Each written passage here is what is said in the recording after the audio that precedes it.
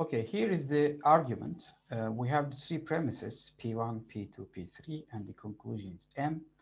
Here we'll go step by step and see how the inference rules can be used to prove this, the validity of this argument. Maybe one point I have to point out is that such proofs may not be unique. Maybe you can come up with some other proof yourself, different than this one. So that's no problem. You might have more than one ways to prove the validity of such arguments, but here I'm going to give just one.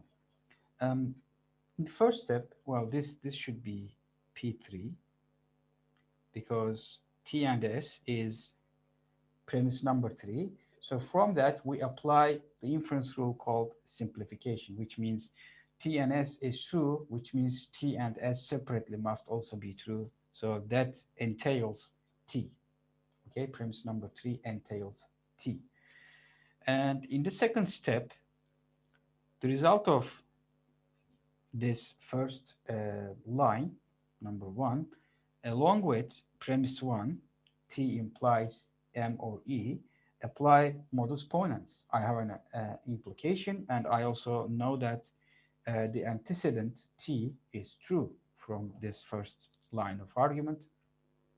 Therefore, together, this implication along with this leads to the truth of this conclusion.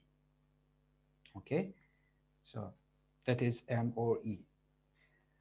Afterwards, again, well, this again should be P3. T and S also entails S, right? And then I'm going to combine this with now P2 and apply modus ponens again. Now I have this implication, and I also know that the antecedent is true, therefore not E should also be true, right? Now I have this one and this one. So apply disjunctive syllogism on the results of number 2 and number 4. M or E along with not E. This entails M, which is the intended conclusion. Therefore, we have now shown that from the premises, I can go to the conclusion. Therefore, this argument is valid. Okay, so this is one way to do it. Again, you can find a different sequence of inference rules that will take you to the intended conclusion. Yeah. Another way to do it is resolution, the resolution procedure, let's say. But let's, before doing that, let's go into the resolution principle a little more, try to understand it a little better.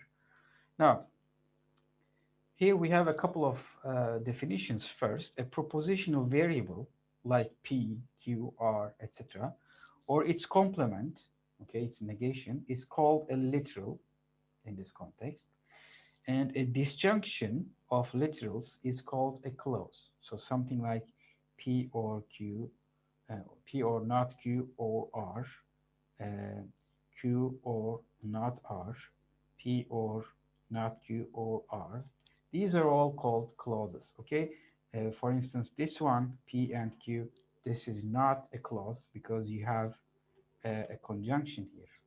What you want is all disjunctions, okay? So in a clause, you just have ors, okay? That's it.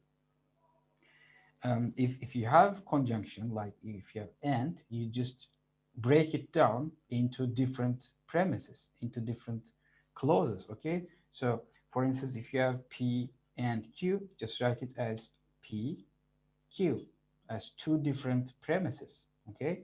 So one premise could be P or not Q or R. Another premise could be if you have P or Q and P or not R, okay? Break it down and write P or Q as one premise and write P or not R as another premise, okay? Do not write this as a single clause because it involves and, okay? In your clauses, you do not want to see any ands, okay? Just negations and ors all the way, okay? That's the main thing. So these are the definitions we will use. Now consider two clauses C1 and C2, okay? And one of C1 and C2, one of them includes L, a literal like P or not R, something like that. And the other one, let's say C1 includes L, okay, like this, and C2 includes its negation, not L, like so. Okay, so S1 here is, let's say it could be a subclause. S2 is, well, it's by itself is another clause. It could be a literal, but it also could be a disjunction also. Okay, so S1 or S2, S1 here, S2 here, is called the resolvent of the clauses C1 and C2, and it follows from C1 and C2 and here. So what I'm saying is C1 is S1 or L, it's a clause. In a clause form, you don't have any ends. And C2 is S2 or not L, it's another clause. So they together, S1 or L, S2 or not L, these are your two premises. These entail S1 or S2. This is the resolution principle, okay? And why is this so? First of all, remember what this means. This means that S1 or L and S2 or not L implies the conclusion, which is here in this case S1 or S2. And this is the first premise, C1. This is the second premise, C2. Why is this so? This may not look obvious. So let's think about this for a minute. Now, consider the literal L. It's key here because in one clause it appears as L, in the other it appears as L prime or not L, let's say. So there are two scenarios here. Suppose that, well, first of all, since this is our inference rule, it makes sense when C1 and C2 are true. That's the first observation. The premises shall be true, okay? In this case, again, we have two scenarios. If the literal L is false, if L is false, that means when L is false, since C1 and C2, the premises are true, and this is false, that means S1 must be true to make C1 true, right?